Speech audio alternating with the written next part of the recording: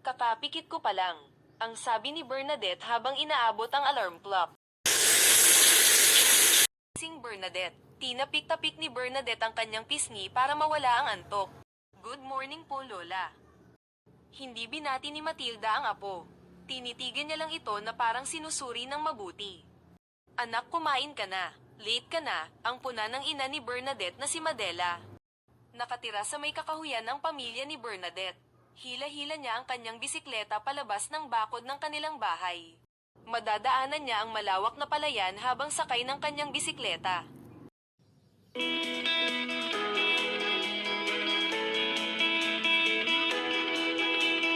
Nakarating na si Bernadette sa paaralang sekundarya ng San Juan.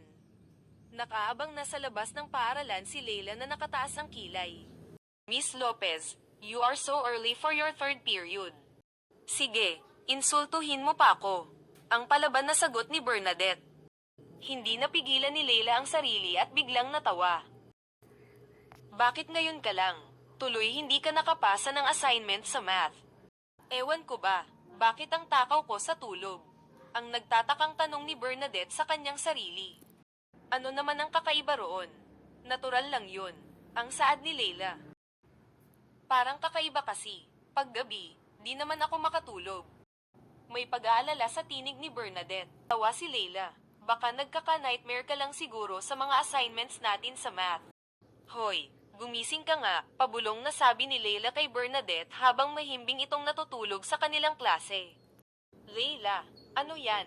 Ang tanong ng kanilang guro. Ano po? Hindi makasagot si Leila na kinakabahan. Habang mahimbing pa ring natutulog si Bernadette. Ma'am, kanina ko pa po siya ginigising, pero ayaw niya talagang magising. Humihinga pa ba siya? Ang nag-aalalang tanong ng kanilang guro.